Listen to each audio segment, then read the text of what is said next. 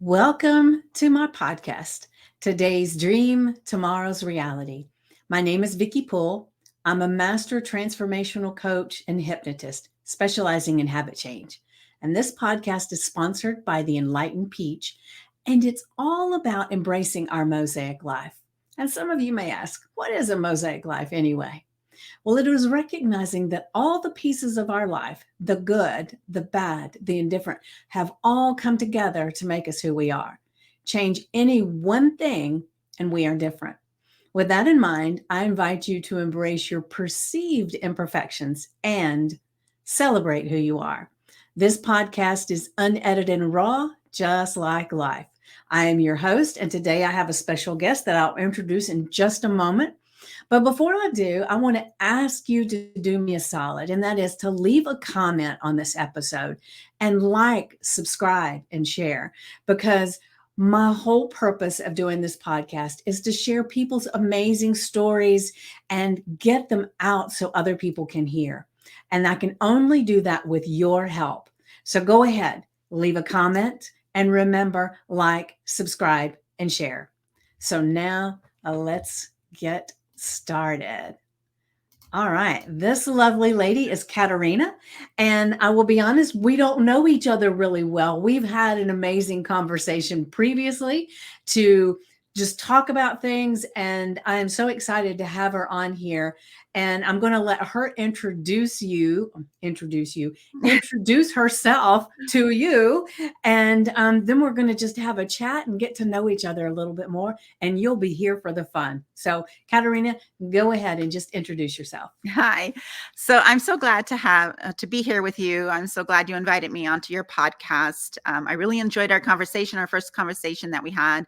I think we really connected well, and we had a lot of alignment in our thought processes, and that's really great. I love what you're doing. I'm hoping to find other people to introduce you to that, where you can help them, grow in their businesses and in their lives.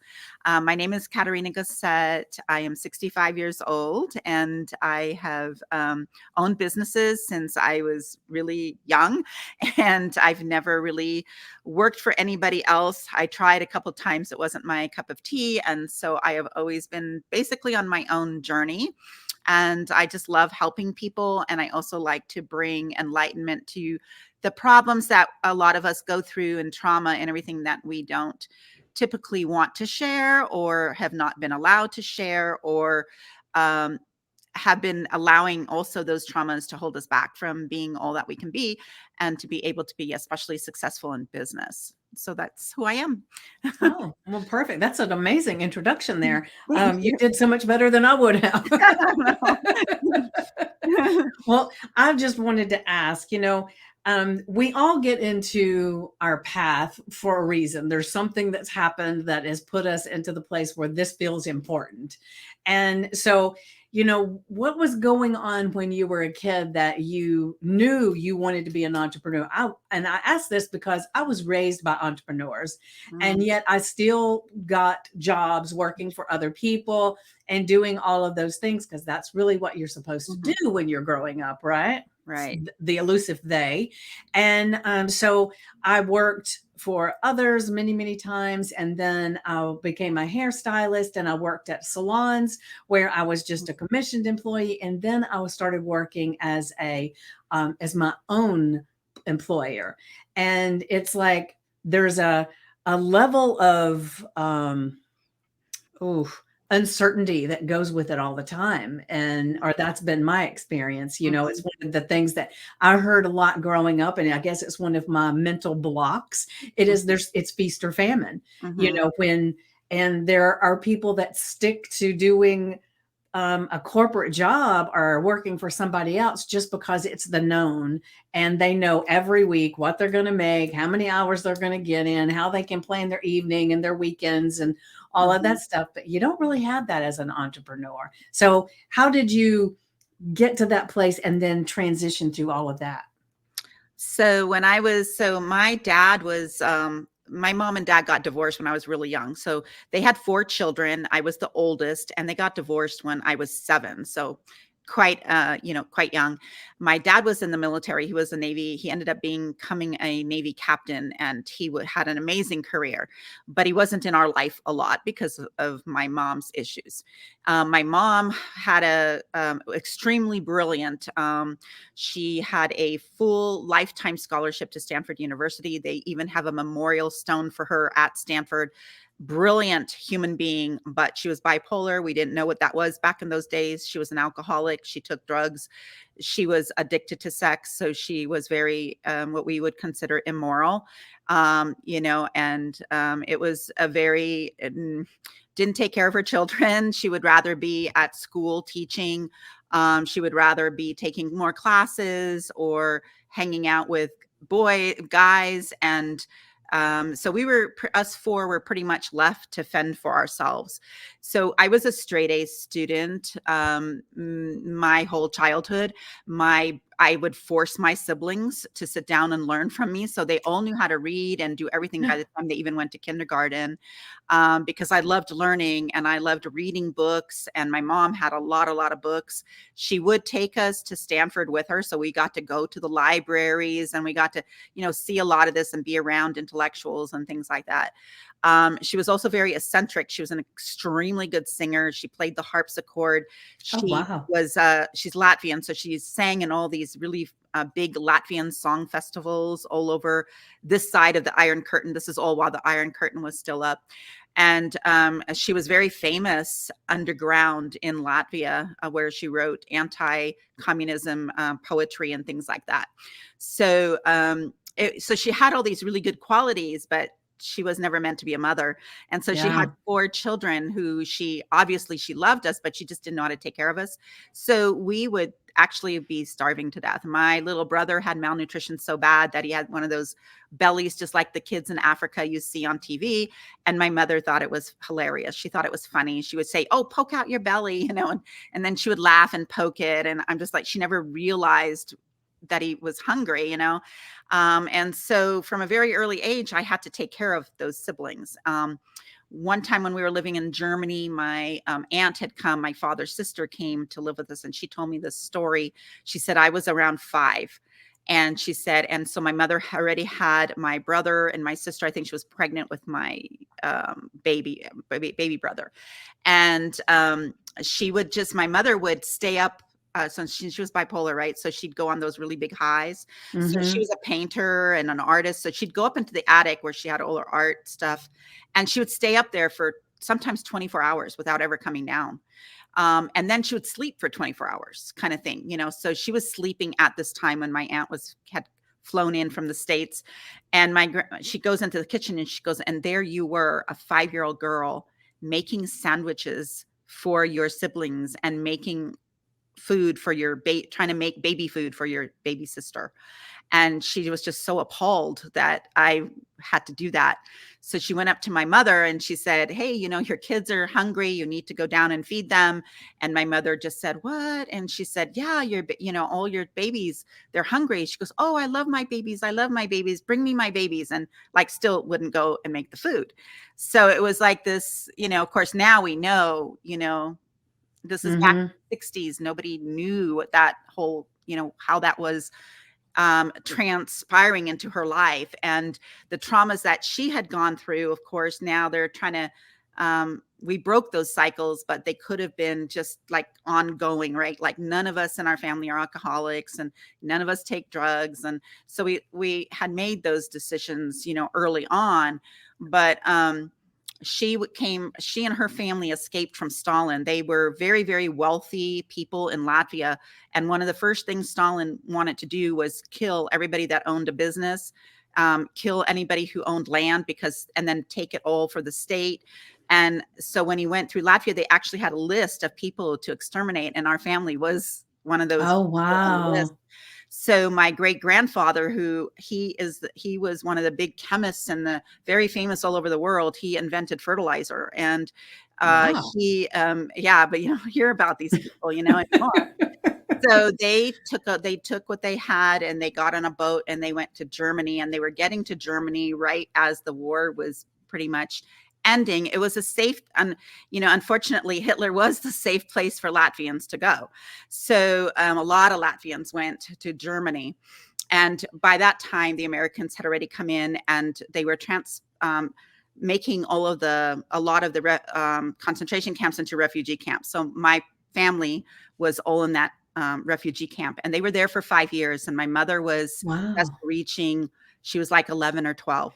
So now we know what happened to her, because now we know what happens in refugee camps. But in those days, any kind of rape or anything that would happen, you would never say anything to anyone. This is like 40s, 50s, right? You would just never. Mm-hmm. And her mother was extremely religious and extremely frigid, and I don't know what the words are, pure, no, there's another word, prudish and everything like that, right? Mm-hmm. So I don't even know if my mother ever told her. And if she did, her mother would have probably said, "You're never going to speak a word of this to anybody." Right. So Yeah. it was like a really bad situation. And I have a really strong feeling, me and my family, and people who know her, that was probably the whole thing that started this whole path that she went on. And it's just so sad, because she was so brilliant, right? She's super Yeah. brilliant, and but never knew how to make money or anything like that. I always wanted to be a teacher, and through all that, and because, I was always teacher's pet, I always want to be a teacher, but I learned really early that teachers don't get paid very much, and I wanted to get paid a lot. So I was like, well, I can't do that. And then when I had my family, I became a homeschooler. So I homeschooled, So you got to teach. so I got to fulfill my dream of teaching. And then I Yeah. became a coach and was coaching people and consulting. I owned Taekwondo schools for 15 years. So there was a lot of teaching So do you there. do Taekwondo?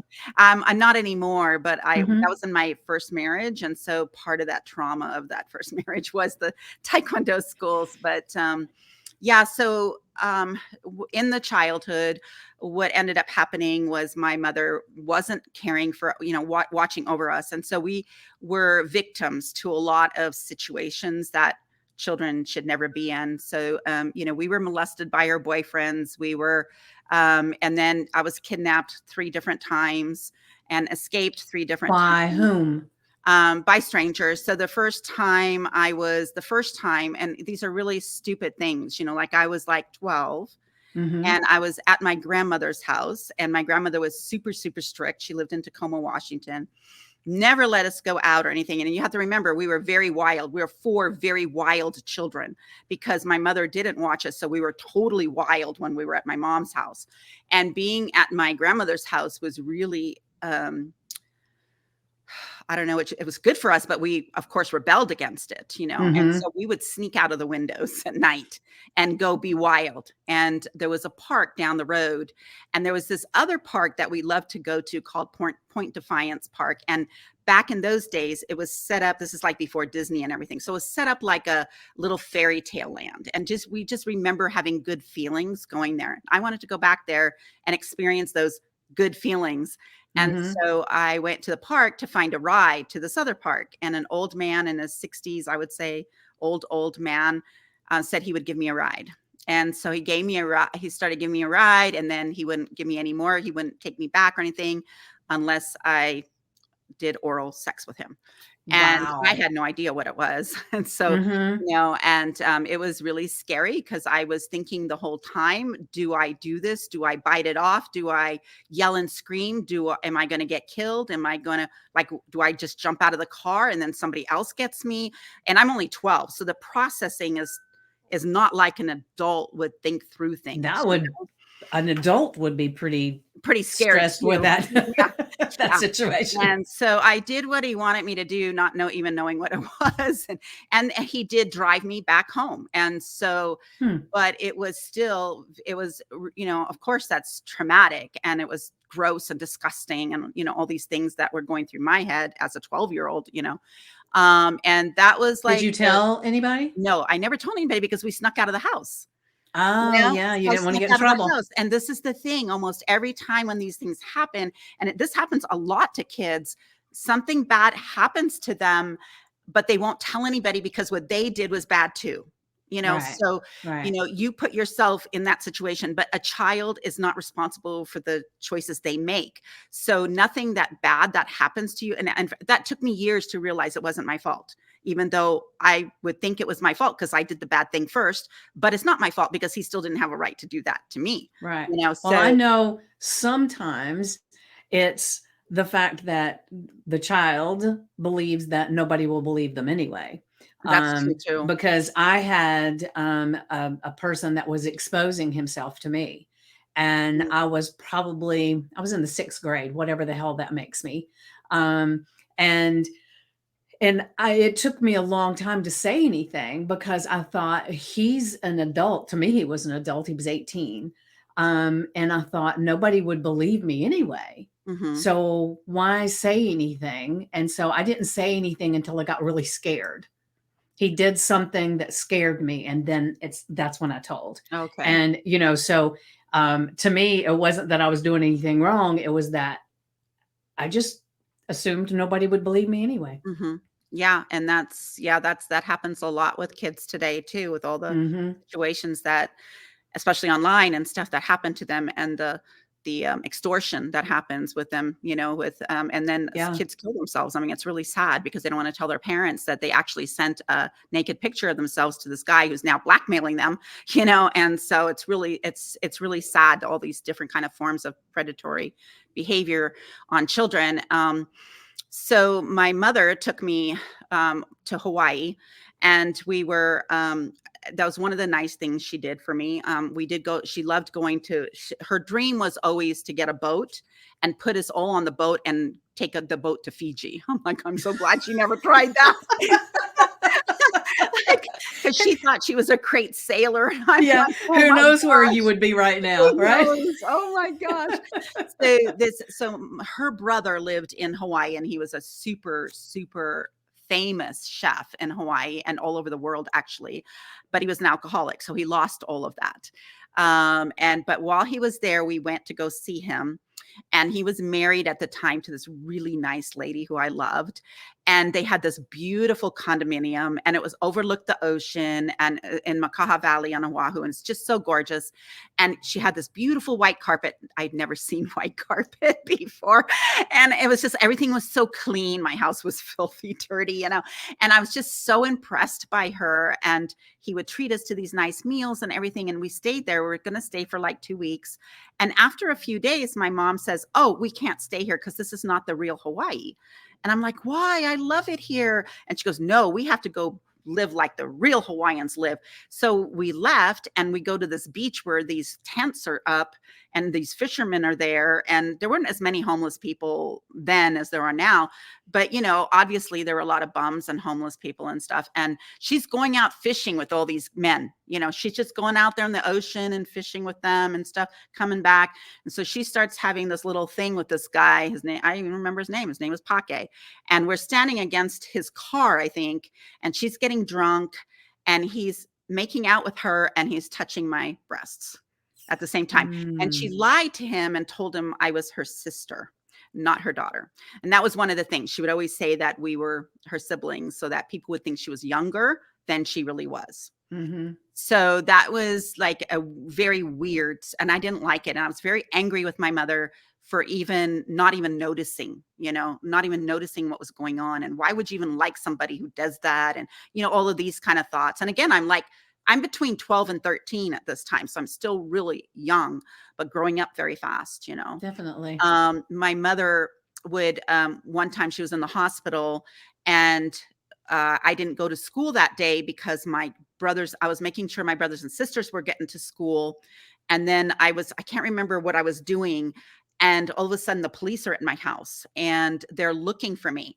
And so I hid, and they ended up not finding me, but I could hear them and the mean things they were saying about me. And I'm thinking, I've never been arrested or anything at this time. And I'm just like, none of that, like, I don't even know where this is coming from. And they called the fire department because my brother had built a tree house in the trees. And so they came and tore that down. And what had happened was, the reason they were mad was because they went to the school and they picked up all my kids to put them in a receiving home. And they were taking me to juvenile hall because I was too old to go to a receiving home. So I'm like, What's a receiving home? it's like a pre-place before foster care. Okay. Okay. So they were taking them all away from my mom. Now, you have to understand that, yeah, we probably should have been in foster care, but it's still your mom and you don't want to go to foster care because you Right. still love your mom. Not only that, we loved our wild freedom too. So, Yeah. it was Yeah. kind of like it was, like we weren't going to be obeying other people. And so I was hiding, and then I knew I had to run away. So I ran away from home and I was hitchhiking. So I said, I'm going to go to San Francisco. And we lived in Menlo Park. So it's like a 45-minute drive to San Francisco. We lived in the Bay Area. And so I was hitchhiking, and a guy picked me up, and I told him I was stupid. I told him I was a runaway. I was hiding from the cops and everything. And he kidnapped me, and he held me for probably about, I don't know, 7 to 8 days before I finally realized I could just open the door and walk out while he was at work. I didn't even realize I was so Kids, right? scared, right? Kids. And I was so scared. But he made me so scared of the police too, because every time he'd come out, the cops are driving down the street, so I was more scared of the cops than of him. So, Mm. he, of course, raped me and, all this stuff, and fed me once a day, and there was no bathroom there. So I had to figure out how to go pee. I held number 2 in the whole time. It was not fun, but I was always weighing what's worse, going to juvenile hall or being, or with this guy. And finally I said, it's better to go to juvenile hall. So I finally left, and I turned myself in and did go to juvenile hall, which was the best thing that ever happened to me in my life, probably, up to that point. But from there, they took me and put me in a group home in San Francisco for girls. And there I thrived. I did very well. I was 15 and already going to college. I was like just really, smart and everything. I became a model. I was modeling for Gunny Sacks in San Francisco. I went and got actually my very first real job was when I was really young. I was like this is like same time, 12, 13. I got hired by the school district to go and teach kids who didn't know how to read. So I went to a bad area of town and taught children how to read. And I loved that job. And of course, it was Wow. teaching. That Um, sounds and impressive. it was very fun. I really loved Yeah. it. I had my own blackboard. I had like all the things that a kid as a teacher would want. And the kids just thrived, and that was fun. But that was just a little, like a 6-week summer kind of a job. In San Francisco, I got a job working at the county clerk's office for the water department.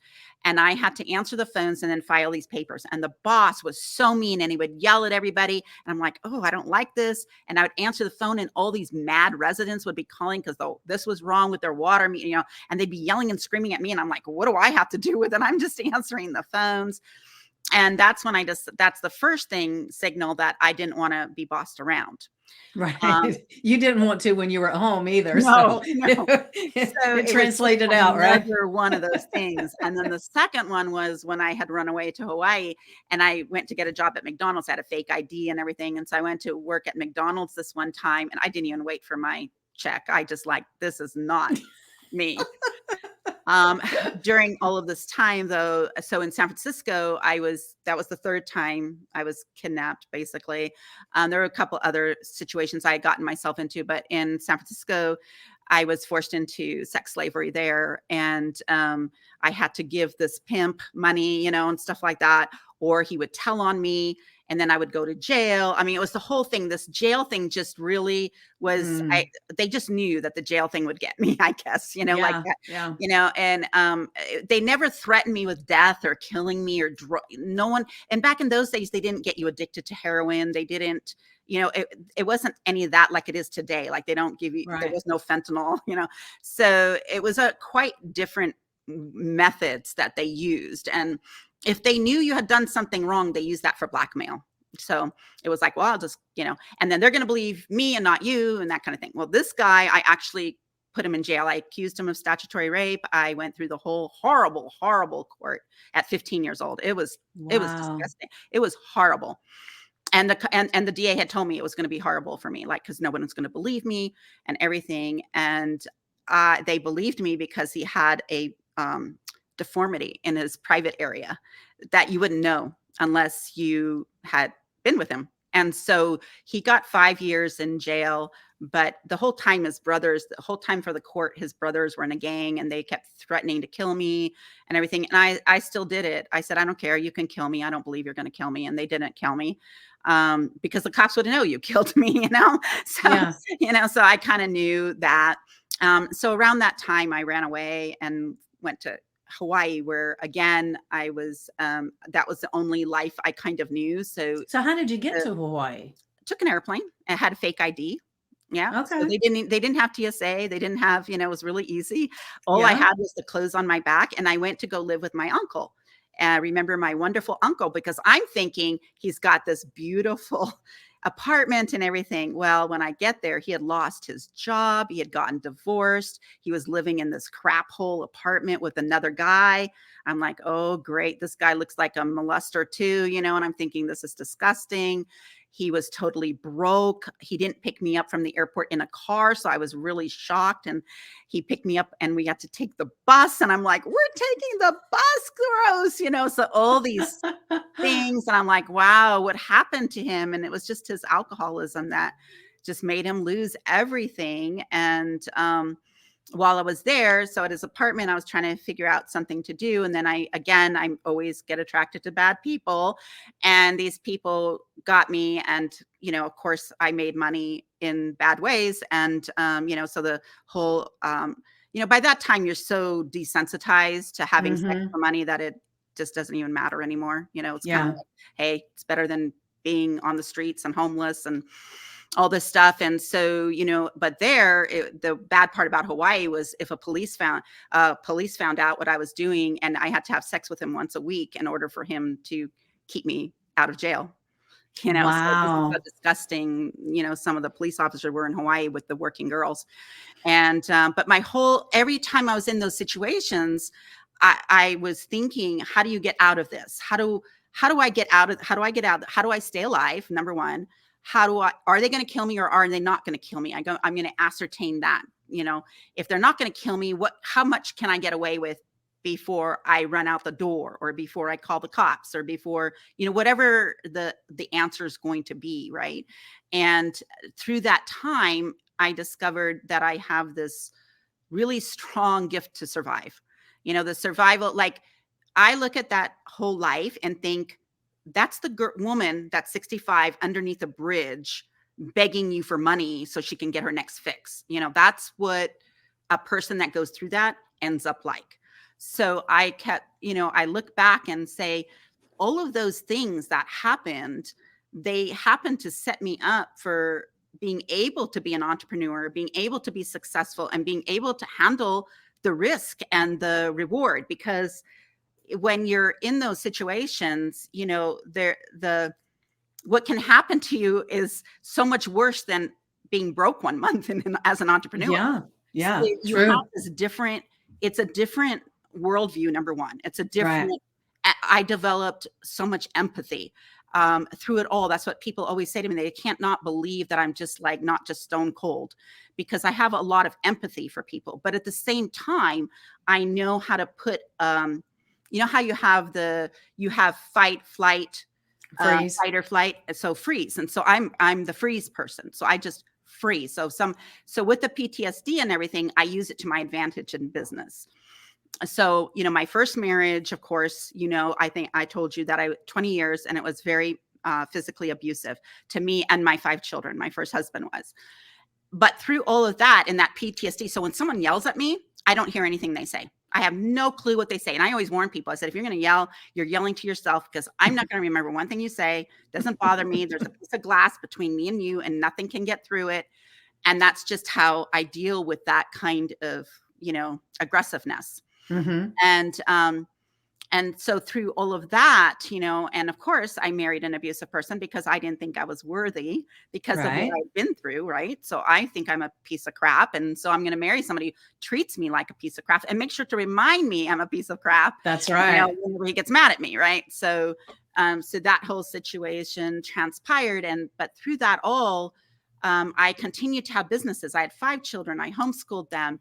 The first thing we did, I had a daycare center. So that, because I never wanted to leave my kids. None of my kids have ever seen the inside of a daycare.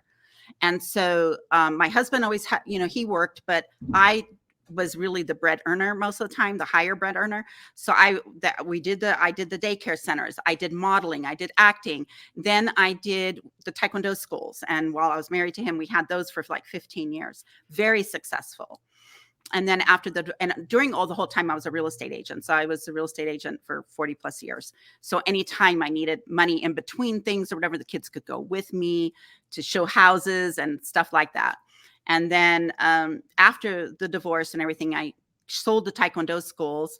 And then I was doing real estate for a while. And then I started doing SEO and consulting, and this whole thing grew. And then I have the VA company, a virtual assistant company that I had started because of all of the real estates. Like it was all this, just the way, like, I don't know, I believe in God. And so I just believe it was him leading me on the path to where I needed to end up, which Right. it was such miracles and such blessings that you don't know when you start something that's what why you have to do it. Right. Like I Right. never wanted to have a VA company, but I had to have the VA. So I started the VA company in 2016. I actually took over one for the VAs that were working for me and my real estate brokerage, and he was shutting it down. So I took over and reopened it. And I didn't want to, because I was in the middle of launching really good programs. I was doing all kinds of SEO courses and for realtors, listing academy courses, and all these really great courses. I was doing Jeff Walker's product launch formula. I've been with him since he first started, and I really enjoyed all of that kind of work. And now this time, all my first 5 are grown, and I have a baby when I'm 44. So it was perfect for me and my baby, who I was also homeschooling. And so I was like really even fighting God about it. Like he kept saying, you need to take over this company. I'm like, no, look, here's my bucket list. It's not here. It's not one of the items. I don't see it on the list. And I was so blessed because this is during my second marriage. This is 4 years before my husband dies of a heart attack. I built the company up to where I could pay all my own bills. I didn't need my husband's income at all. I didn't need real estate income. And I got to move here to Utah from Florida, which I'd been wanting to do for years and years. And I never did because my son played baseball. So I always stayed so he could play baseball in Florida. But as soon as he went to college, I told everybody, as soon as he goes, the last one's off to college, I am out of here. And I knew that as a realtor, I already knew I couldn't move as a realtor. I couldn't get a loan because you have to be as a realtor in the next state for 2 years with tax returns showing you made money. But because of my virtual assistant company, it's virtual. So the bank would give me a loan no matter what state I moved to. I could move anywhere I wanted. And I had a business and I had a track record and I had proof, and at 4 years of being in business. And it was crazy. It was amazing. My husband's like around 2019, he was getting really, had like a bad case of apathy, didn't want to work anymore. He was toying whether he should retire at 65 or not, just like going through a lot of stuff in his head. And so I was paying all the bills. And what a blessing that was, because I certainly didn't want to lose my house. That was my house before I got married to him. So it was like, I did not want to lose my house, Right. So it was just, and in 2016, there's no way I could have seen any of that. Right. You know what I mean? Like, there's no way. It is amazing how, and I was talking to my group this morning and yesterday about how we don't realize that even something that is terrible that we're going through, there's a gift or a lesson or something that comes out of it. And it's being able to tune into the magic in the moment of what happened, what it's leading you to. Because I like to say, that it's like, because God has the picture up here and God knows all the roads that you can take. And he knows that over here, there's like a log over the road. But if you go this way and you do this, then you'll be golden. Right. And so we have to just learn to get that intuition and believe and let things happen the way they're supposed to. It's kind of like a surrender thing, surrender to what's coming. And it's a beautiful how you have taken all of that and been able to see all the things, the little nuances of life that have put you to that place that was just the perfect landing for what you Mhm. needed. Yeah, yeah, it's crazy. I think back to oh, even all those times. So, like, when we started the Taekwondo school, we had lived in Utah. My youngest daughter was born in Utah, and then we moved to Linwood, Washington, to open up another Taekwondo school. And I had found this perfect place for the school and everything. And but the situation was that I had enough money. We had enough money from the sale of our home in Utah to open the school and keep us alive, for like 6 months, which is what I figured it would take. Um, but we all didn't have the money to then buy a house or even basically rent a house. And so I took all the kids and we had like this family meeting, and I said, we have this perfect place. I got it really, really cheap, but we're going to do a lot of, elbow grease and everything to get this fixed up. But we're going to have to, so this is the choice. We can either do this and know that we're going to be making $10,000 a month. And this is equivalent to 25,000 today. So just put that in perspective. Okay. $10,000 a month in gross income in that Taekwondo school. Or we can use the money to go put a down payment on a house or first, last, and security or something like that, right? Or we can live in the van. And we can live in the van for 2 to 3 months. Nobody will know. And we have the school. We can go eat in the school, and we'll go to YMCA to take our showers while the kids are taking their swimming classes and stuff like that. And the kids all voted for the van. And so, I have this like one video that I say, how did I go from zero to $10,000 a month living in a van? Basically, being homeless on purpose, because we Yeah. had a bigger goal. But because of the traumas and stuff that I had been through, like, that was nothing for me. Yeah. The Because van probably felt pretty yeah, comfortable, yeah, right? right, yeah. And so it was like a totally different, like, someone who had never, let's say they were coddled all their lives and stuff, they could never have done that. They would never make that decision, Yeah. and they would think it was child abuse and child neglect and everything. But, I didn't abuse my children. I didn't neglect my husband abused them, but it was, so even with the kids, they're like making that decision. It was great for them because it's a great learning lesson for them to see what you can do when you have a goal, and when you have trust and faith that you're going to reach your goals and you're going to do. Not only that, it puts you in a position where you have to do what you have to do. You're not Yeah. going to say, oh, I'm too tired today to go put flyers on people's cars. I mean, we did that every single day. Where can we set up a booth? Where can we, and this is back before the internet. So everything was done, you went to the print shop, I went to the print shop, and they'd have to take the little letters and put them on the thing and then use the press machine, the printing Oh, machine, wow. like Yeah. totally different days, but I bought the book called Guerrilla Marketing, and I just went through and I just did everything he said to do. And just, okay, I did that. And within 6 months, we were making $10,000 a month in gross income. So Wow. yeah, so the dream came true, Yeah, beautiful. Yeah. So tell us a little bit more about your VA group, and because there's probably people that are listening or watching that Mhm. maybe they don't really understand what a VA is and what they do. Okay. And Mhm. maybe so tell a little bit about that, and then you Okay. can actually tell them how, because you still have the company, right? Yeah, that's Yeah, what I yeah. actively So work on, yes, okay. So then Yeah, you can so kind of tell them how to connect with you for okay, that. okay, So do that. And then I got another question for you. If okay. I remember in a moment. Yeah, so the company's called Get It Done For Me Now Virtual Services. We're on Facebook. You can just look up, you can even look up my name. You can just Google me, Katerina Gasset. As long as you spell my name right, you probably see everything that I do. Very active on social media. But on Facebook, we have a Facebook page called Get It Done For Me Now. And we have a group that people can join where they can learn more and, maybe ask more personal questions about their situation. I am also on X a lot, and Instagram, not, still, but not as much, but LinkedIn, anyone can reach out to me on LinkedIn. We also have a website. It's delegatemytasks.com. And I have about 28 employees in the Philippines. And my COO runs everything for me. And then we have a board manager. We do everything on Trello. So it's a free, all our clients have a free Trello board, and they get to watch all their tasks being done. And so what kind of tasks we can do, almost anything that you can create an SOP for.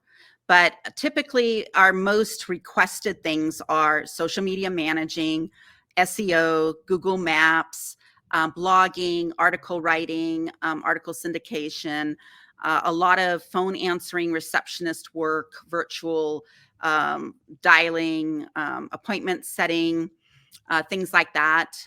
We have done stuff for big companies and little companies. We work with a lot of service-based industries, coaches, chiropractors, people like that, and then realtors, of course, since I know so many of them. And then we work for we worked for a security guard company. We work for e-commerce a lot. People, naturopathic doctors, people that really need to have more visibility online and hard for them to get to it because they don't have time. So also I have a virtual secretary. So I haven't answered my emails myself in 3 years. So I'm on Google Chat with my receptionist, secretary, and she'll just, like today, she sent me the StreamYard, so I didn't have to go into the email to get it. She sent me the link to the podcast. So I just click on it on chat, which is a lot easier than logging into Gmail and sorting through and trying to find things. Right, and then she'll confirm my doctor's appointments for me and all that kind of stuff. But she'll also do all my trashing and getting rid of stuff and unsubscribing and all of that stuff she does for me. And so that's probably one of the most freeing things, because email's so addictive, and you feel like, and especially if you have any OCD about you at all or organization about you, you don't want to leave it until you organize it all and you want to get rid of stuff. And that's just a waste of time, total waste of time. Yeah. And then you tend to look at stuff you don't need to look at. I don't mean bad things, but I mean, like, this is a waste of time to read this newsletter. Right. You're not going to ever do anything in this topic. So just don't read it, Yeah. Well, can I tell you one of my worst habits when it comes to email? I will look at the subject to see if it's something I want to dive into, right? And if not, I don't delete it because I'm busy doing it. That just takes more time. So I don't want to tell you how many thousands of emails I have right now. And luckily Yahoo will let you just delete everything, right? Yeah. But not Gmail. No, you have to go in there and you have to completely delete it. And then I can pick up my phone and it's not gone from there. It's still here. It's like, so if somebody says, how many emails you got? I'll just tell you right here. Do you want me to tell you how much it says? Yeah, tell me how many you have. That's not don't pass out, okay? Okay. 210,000. Oh my gosh. But you also run out of space at that rate. Well, I got a large phone, luckily. Okay. Yeah. But it's like it, and I think in the beginning, if I had realized that you couldn't just say delete all these things from this date to this date, but so I will look at things. And then some of them, if I look at it and I don't really need it, then I'll delete it. But all the others that I just bypass. Yeah, I know. That's what Vanessa does for me, because I don't have time to sit there and delete them even. So what I used to do, my big answer to this back in 2008, 9, like around there, is I would just start a new email account because I didn't want to go. Before I had a secretary, I'm just like, I'm not dealing with this. Just like the whole thing. Anybody who really needs to get a hold of me will find me. But I can't do that anymore because of the businesses, Right. So I just can't do that. And so we have a rule that it can't be more than 500 on the important box, and social has to be totally empty every day. Updates can be 200-ish, and then the promotion. So you delete your emails off of socials too? Your messages? So on Gmail, you can tell I don't do that. Tabs, right? I have tabs. So I have important, I have social, I have updates and promotional, and the social tab is all your notifications, and I never look at those. Okay, I got you. For a minute, I was about to think, oh my God, I've got another place that I'm supposed to be doing something I'm not doing. Probably all in the same. Yeah, I just wanted them divided up because it's a lot easier to just delete all the social stuff, because I get my notifications for Messenger on my phone, so I don't need it in Gmail too. Right. And same with a lot of them. Some places I don't even set up notifications, and some places I do, because my VAs can take my notifications, So for all the business stuff they handle, I don't get notified of anything. They take care of all of that.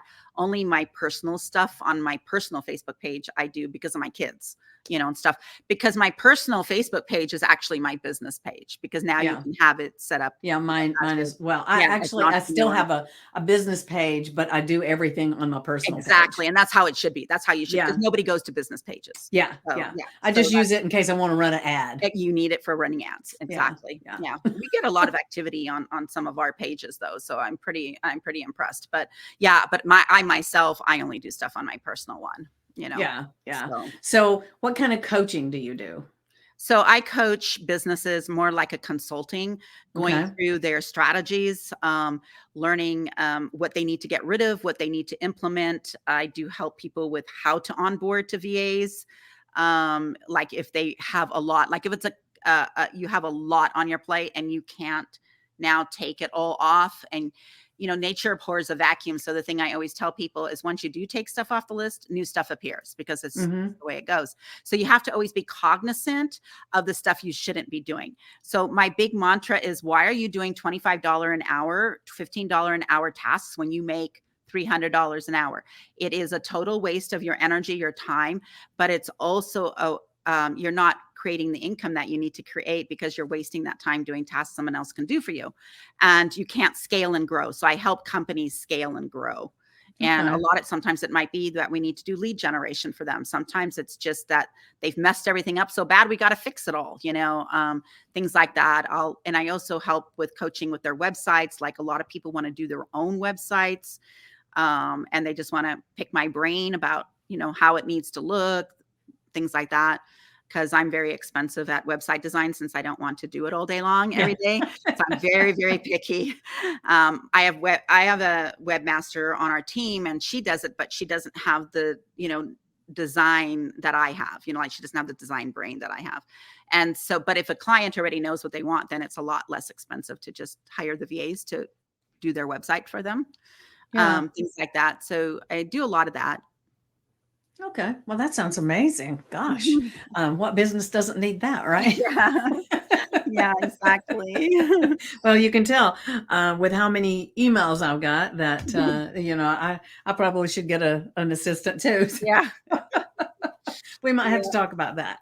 Yeah. But we're getting close to time. Okay. So, is there anything that you want to share that maybe I haven't asked a question that you wanted you in your mind as you were talking? I want to make sure I say that. Okay. Is there something that you want to share or some last words for everybody?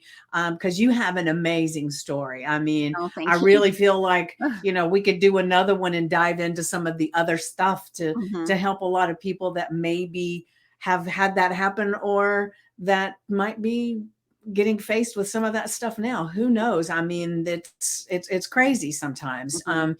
But is there anything that comes to mind? Yeah. So a couple of things. First thing Okay. is, if you are being abused in a relationship, that in today's world, there's a lot of support for you. So when I was going through the domestic violence, it was in the 70s and 80s. And that time frame, there wasn't even women's shelters, and no cop would believe you. You'd have to say that your husband hit you or your wife hit you in front of the police officers, in front of the spouse. So most of the time that's not going to happen, because they're threatening to kill you if you do that. So Yeah. you're not going to do it. So, but today it's like you have to, and don't, I'll never condone somebody hitting somebody, but if you're afraid for your children, if you're afraid that you're going to leave and you're leaving your children with him, then you have other decisions to make. So sometimes, and never judge somebody. That's my biggest thing. Women should never judge other women who stay in abusive relationships, because you're not walking in their shoes. You do not know what they've been through.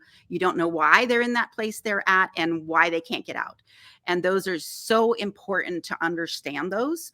And Mm-hmm. then the other thing is, if you have past traumas, if you have things that have happened to you, don't be ashamed of them. I mean, so my first husband never allowed me to talk about this. My second husband never allowed me to talk about it. And it was the most freeing thing to be able to come out and help other people and say, yeah, this happened to me.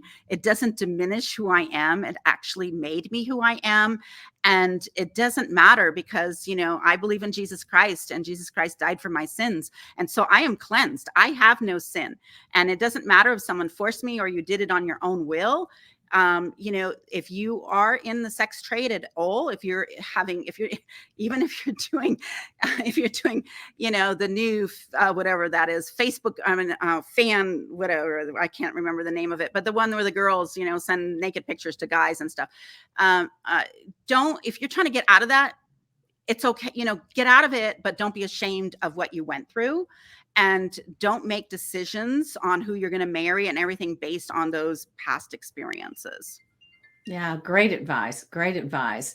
And so that, really, that's such a heart-wrenching message too, because, there's a lot of people that deal with that and just don't see a way out.